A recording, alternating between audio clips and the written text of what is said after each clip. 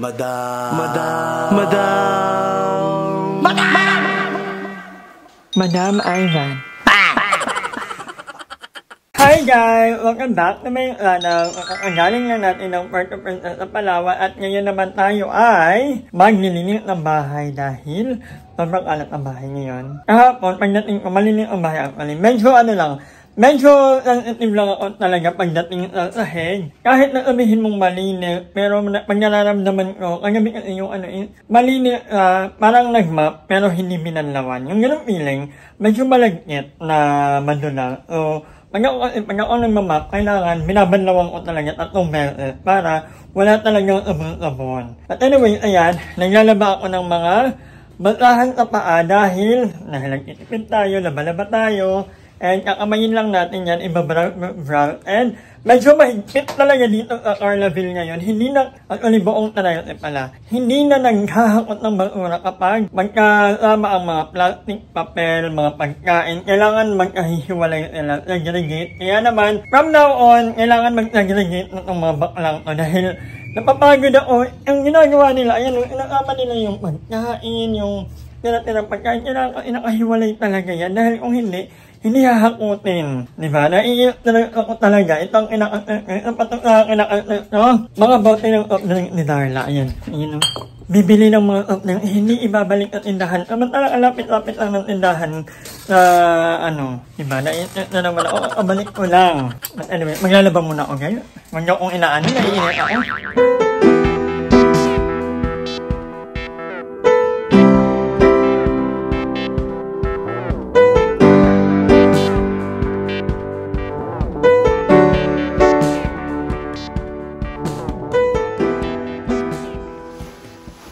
Maglalaba muna tayo ng cortina dahil sobrang tagal na natin hindi nakakapaglaba, parang 1 year na mahigit.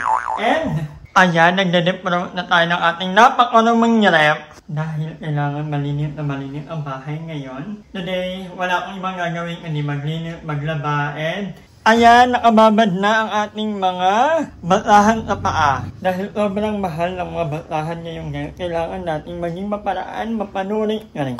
Kailangan natin mag-tipid-tipid. Nilipat ko na rin yung halaman dyan. Kasi parang pag may halaman dyan, ginawa nilang tabakan ng basura. Minsan talaga, gusto ko rin talaga mapagkita na lang din minsan. Kasi sobrang dami-dami.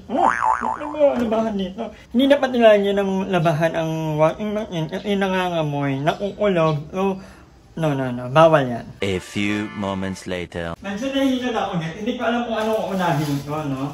Maglaba, maglinis, ano ba? Siyempre kakain muna tayo. May natirang spam actually sa rep. Kaya lang dahil nagde-deprove ako, sabi ko initin ko na. Ngayon lang naman ako kakain nito.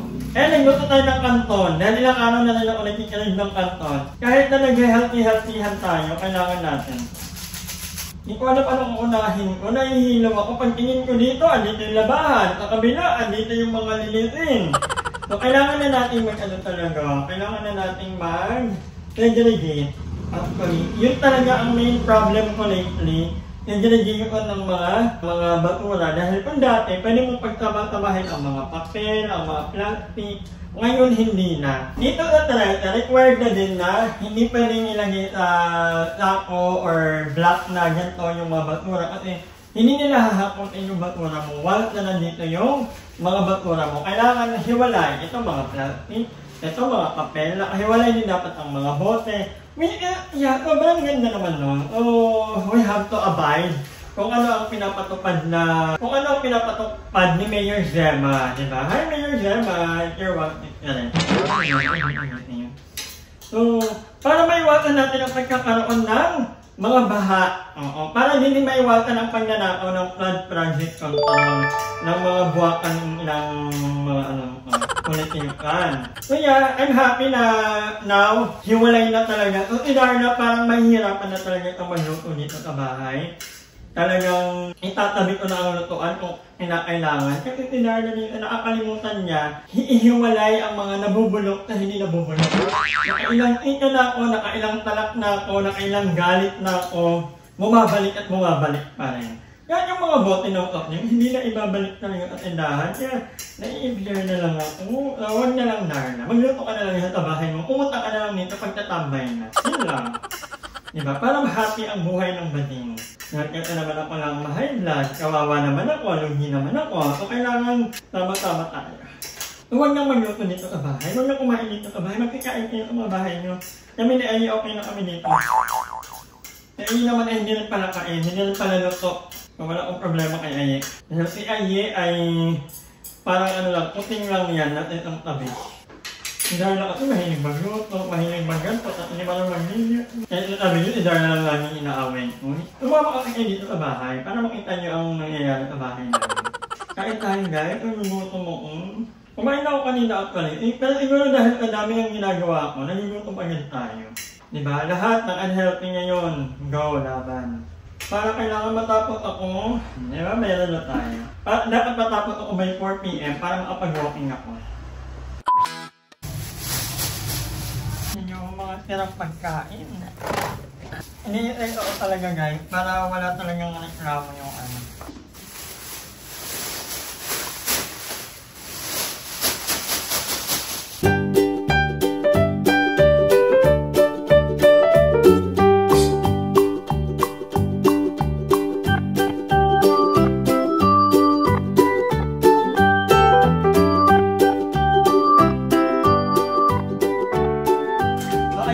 Naglalaban na tayo ng ating mabasahan.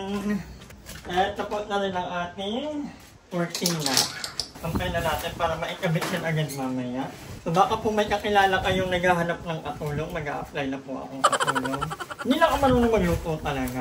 Pero mag-ipag po ako maglaba. Ba't may walking ha? Laba, linis, huga, matay na bata. Kung mag-a-abroad ako, yun ang po ang trabaho. Or mag-up ba ako. Alauna na. 3 oras na lang. Kasi 4, dapat nag-walking na ako ng 4.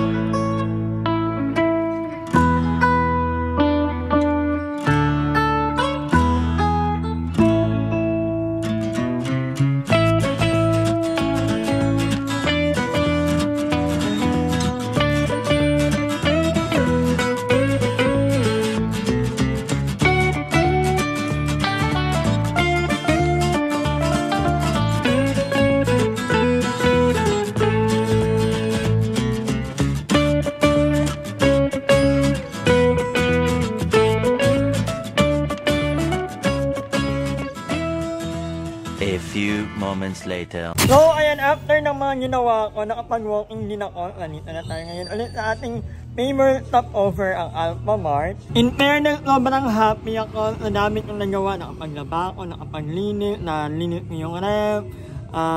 Yan, nag-aggregate ko ang mga basura.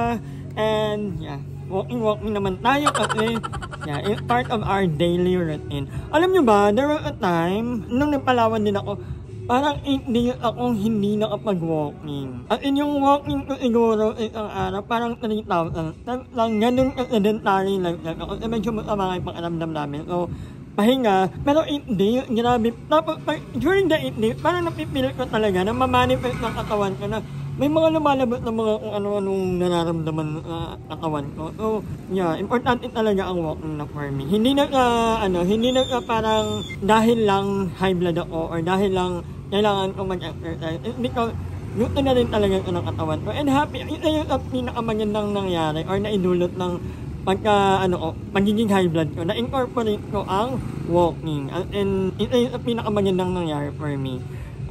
Therapeutic ka, pag naglalakad ako sa labas, talagang ang ganda ng mga view, ang dami kong nakikita ang mga kaibigan, hi, hello. Anyway, makikipin nyo naman na warla talaga ako. Hindi po ako galit kay Darla, hindi po ako, ganun lang ako mag-alit-alitan. Pero I super love Darla, and I think, you know that. Alam nyo naman yun, alam nyo ba, nakakatulog din kami sa kwarto ko, kahit malakas yung hilik niya, sige, nakakaawa din kasi, alam nga namang kalabot ng kalagi. Minsan, kahit na hirap ako makatulog pang may maingay, inyo na lang, because I love Darla, and kung napagsasabihan ko mga na, Darla, yung kalat, yung ano, makalat din talaga minsan si Darla. Yun naman ang reality. Pero, I'm happy na kahit papaano, trying her best na mabagay yung mga ganoong bagay sa kanya. And ina-accept niya naman pag pinapagalitan ko. Ay, hindi dahil si Darla, kasi nga, Kung